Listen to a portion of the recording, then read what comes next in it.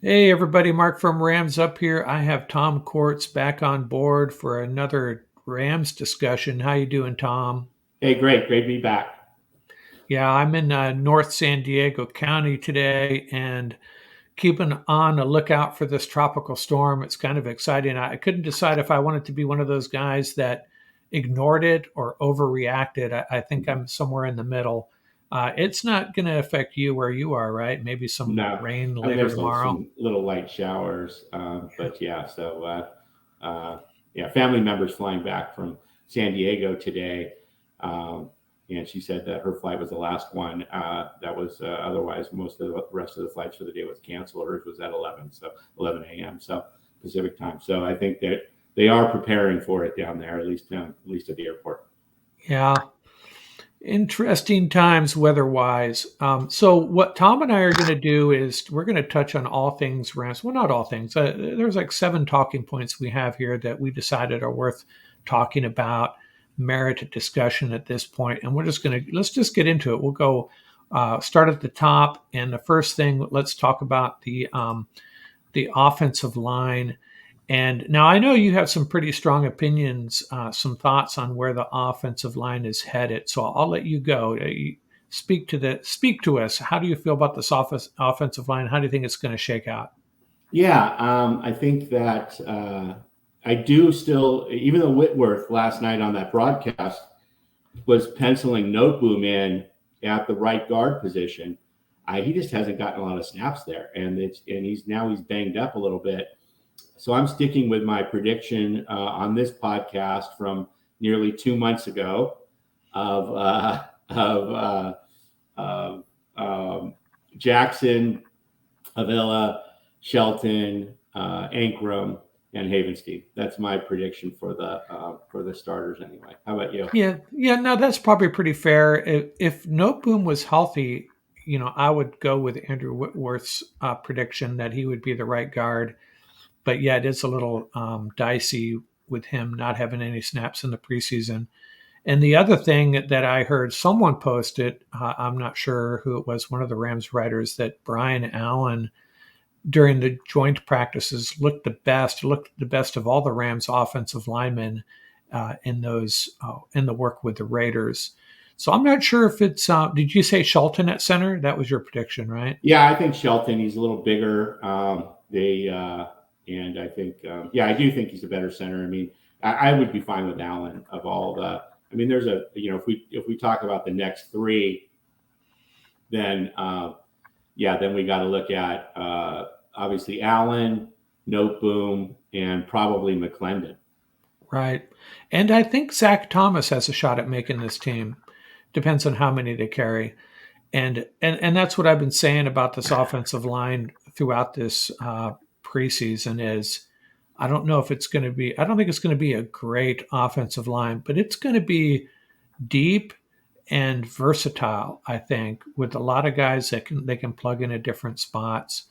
I'm obviously the offensive line is going to be a critical part of this team, and I'm hopeful, but I think we're going to be okay there. Yeah, I think the trenches, and we'll get to the defensive line in a second. But I think the trenches are going to dictate this team's success. So they look to be okay in the secondary and at in the whole defensive backfield.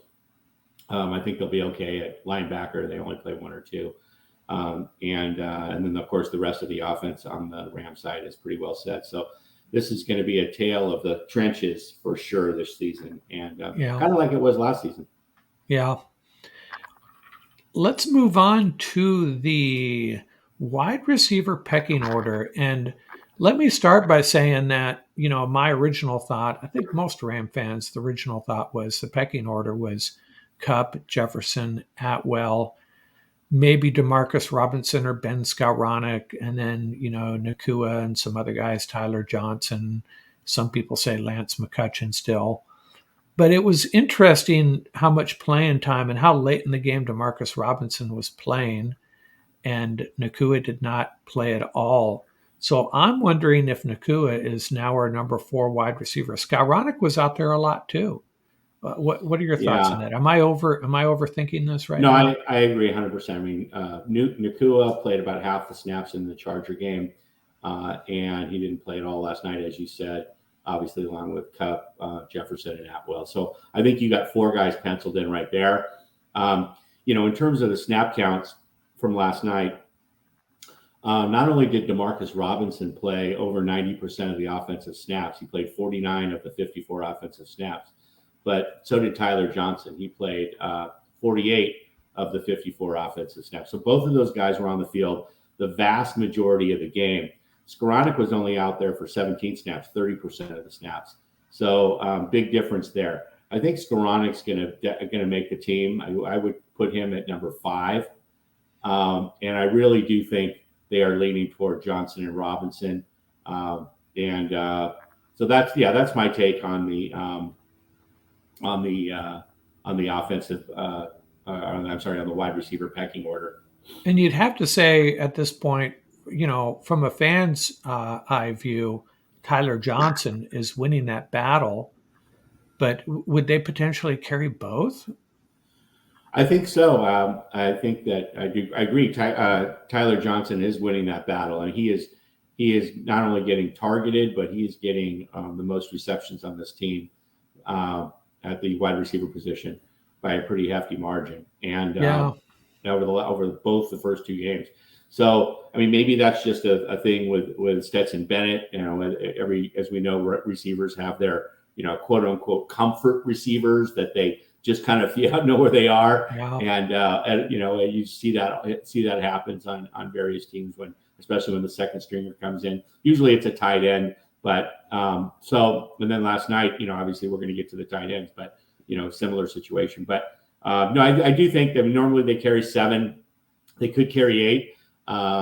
Some of these guys are getting some a good run at on the special teams as well. So, but I feel like, just to sum up, Robinson and Johnson being out there for 90% of the snaps, both of them for 90% of the offensive snaps, was pretty telling last night. And then Lance McCutcheon only getting 5 snaps was also very telling. yeah. And Demarcus Robinson returned a kick as well, which Right, surprised me. right. And Xavier Smith is a guy who, I guess he's still a long shot, but he's a guy that could be something special in the return game. Okay, He hasn't shown much. I mean, to be fair, they keep yeah, saying that, but we haven't seen it right. yet. And he made some questionable um, punt, decisions last week. So, I think he'll be a practice squad guy, um, probably along with Austin Trammell and Lance McCutcheon. Right. Okay, what do we got next? Let's talk about the pass rush. And again, snap counts tell you a lot with the Rams. And the fact that Byron Young didn't play, I think that's a really good sign, right? I mean, that means that they are comfortable with the potential for him producing on day Yeah, I think one. it's pretty. Yeah, no, I agree with you. I think it's pretty clear that they're counting him and in the on one of the edges as a starter, and now we're battling it out between Michael Hoy, who got 25% of the snaps, Nick Hampton 40%, Keir Thomas got 50%, Hardy still in there with 31%. So Ben Valkenburg 50%. So they're really I thought all those guys are pretty even, and I really feel like they're keeping an eye on all of them. These guys also contribute pretty significantly on special teams, especially Hardy and Thomas. And Hampton's actually out there quite a bit as well, but particularly Hardy. Daniel Hardy is has the highest percentage of special team snaps over the last 2 weeks by a pretty significant margin. 75% of these special team snaps last week and 66% this week. That's pretty hard to do. You got to be out there for most most of the various offense or special teams units. So yeah, it'll be interesting. I do, but yeah, to sum up, Byron Young's got a spot, it looks like, and then the other guys are battling it out to see who could start, and then maybe they'll just rotate those guys over the course of the over the course of the Yeah. season to keep 4 or 5 of them. Yeah, I mean, someone's gonna get cut though. I mean, Keir Thomas and Michael Hoyt to me would have the inside track. Nick Hampton, they're not gonna try to sneak him onto the practice squad as high as he was drafted. I don't think. So it really comes down to Daniel Hardy and Van Valkenburg, and then O'Shawn Mathis, who, due to the injury, he's losing out. It looks like. Yeah, it looks like Mathis might just end up on the practice squad and being injured and banged up. He'll he won't get. I don't think he'll get picked up right away. But yeah, I mean these guys, as much as they are contributing on special teams, they might keep 4 or 5 or 5 of them or something, and so that could end up being Young and Hoyt, Hampton, um, Hardy, and Thomas. Then Valkenburg, though, has really been standing out. I mean, he's doing a Yeah, great job, right. and he's really showing his trying to make a case. Remember, making the team isn't doesn't mean you're the best, top 53 or top in your position Position group. group, Yeah, right? because really when it comes down to the last couple of cuts, they're more looking at who would be more likely to be able to stay on the practice squad versus get picked up. So let's say they it comes to Hampton and Van Valkenburg, right? And so they would say, or Keir Thomas and Hampton, they would say, oh, we're going to keep Hampton on the 53 and put Thomas or Van Valkenburg on the practice squad because they are much less likely to get claimed by somebody else. So, or signed by somebody else. So, there is that too, right? We tend to talk about who deserves to make the team, and that's not the entire calculus. Yeah, and the other part of it is, I know this has happened to me every year. You see a guy that really produces in the preseason, but you don't know what's going on in practices. And like a guy like Mhm. Keir Thomas, most casual fans would probably assume he's on this roster. He's made a few plays. He's made a handful of plays. We don't know what's going on in practice, though. We don't know if he's considered a guy that can really contribute on special teams. I'm not trying to downplay his his chances of making this roster. Just pointing out that it's a trap that you can fall into, making these judgments based on their performance solely in a couple of preseason games. Yeah, and just to put a kind of a note on Keir Thomas, a lot of people think, oh, he was just on the practice squad most of the season last year. He actually made the 53 last year, and he was on the active roster for the first 2 weeks, and then he got dropped down to the practice squad in week 3. So I think he's a guy that could end up on the practice squad, and somebody like Van Valkenburg or somebody might end up making it. And one last note on this: I happened to see a news bullet. Terrell Lewis, I believe, has 3 sacks for the Bears in the preseason, 2 or 3 sacks. So good for him. Okay, okay. Yeah. Next Well, up, we there's plenty of Rams to keep an eye on in plenty of ex Rams to keep an eye on around the league, especially this year. yeah, that's for sure. I'll have to do a regular segment on that, perhaps. Let's see. Oh, I'm going to let you shoot from the hip on this because I know you have some strong feelings about the defensive line, and I'll just let you take it away. How you feeling about our defensive line at this time? I mean, it's an absolute sieve.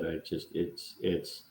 I was on a space with Raiders fans last night after the game, and they made a note that it was the I guess the and the announcers actually said it twice at the beginning of the game that it was the Raiders' first team offense against the Rams' second team defense. And I mean, obviously Aaron Donald's not out there, and and you know and so forth. But for the most part, the rest of the Rams' offensive line, potential starting defensive line, I'm sorry, was out there, and they were getting just chewed up, and it was they all played about the same amount. I mean, there's a But clear. they got hurt. Their run defense was significantly better. Actually, let me put it this way: the Raiders did most of their damage through the air. Not really. Look at the average yards per carry in the first quarter. It was nasty. It was over 5, and I mean, it's on the it's that 7 yard run on the at the for the touchdown on the goal line was just telltale. It was a Hell, wide open. It was a huge gaping hole. So I mean, okay, was it better than the charge? I think the one to for comparing the Chargers did a lot. They did damage up the middle and around the edge. At least last night, the Raiders weren't trying to run around the edge. They're much more of a power gap type of a running team, and so they were more up the middle. They didn't, the takeaway is, wow, we didn't get gashed on the edge again. But yeah, no, the holes in the middle were, I think, very similar.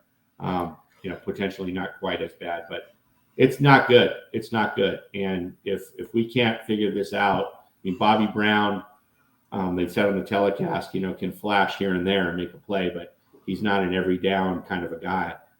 His motor's not always running. They're playing Kobe Turner. He's an undersized guy, and they're playing him kind of closer to the middle as well, and he's getting blown off the ball. All of these guys are playing about the same, in terms of their quality, but it's not up to par. It'll be very interesting to see what they do here. If there's any position group that has a likelihood of the Rams claiming players when literally 1,200, or 11 to 1,200 players get cut after next week's preseason game, this is the position group that I think they're going to target. Yeah, and yeah, I guess the question is how much of a difference is Aaron Donald and Ernest Jones going to make? I mean, obviously they're going to help a little bit, but they're going to have to help a lot. Yeah, Ernest Jones. I mean, he's going to help a lot, but I don't think that the guys that have been playing inside linebacker against the run anyway. Roseboom and Hummel and Woodbay and these guys. They're all good tacklers. They can fill a gap. It's not like, the thing that makes Jones special is his ability to pass pro and do what these other guys do, better in both categories. So, Roseboom's a great, Hummel are great, kind of Troy Reader-esque tacklers. So I don't think that factors into the deficiency, or it's not going to help against the run. Let's just put it that way. So you are disappointed with Kobe Turner at this point? No, not necessarily. I mean, he's just. I feel like if he were, I feel like if he had a little bit more help, if you will. I mean, I think when Aaron Donald's out there, he's going to get a lot more attention. And Turner will be better. I mean, everybody will be better with Donald on the field. Don't get me wrong. Right. But it's just what we're trying to do now is assess who's a difference maker without somebody taking a bunch of attention. And so far, literally none of these guys, not one of them has stood out. Yeah. Fair enough. Well, let's get off of that topic. You're really depressing me, Tom. Let's move on to something. The statistics are depressing me, and it's not like either of these teams have top-notch offensive lines and attack and running attacks. These are supposed to be our number ones or close to it, and it's not. But we knew this going in. We knew it was going to be a tryout type of a season, and of all the position groups, this is the one that doesn't have a lot of reinforcements coming off the bench. Every other position group on this team has, starter level guys that haven't played or have played very little coming off the bench in week 1 against Seattle, and except for this position group and the front 7. And it's so that's very worrisome. Yeah. And that's a fair point. And I think took a mental note during the game that guys like Copeland and Bobby Brown, I mean, they're calling them the Rams second teamers. They're actually potentially starters at this point. Right. That's right.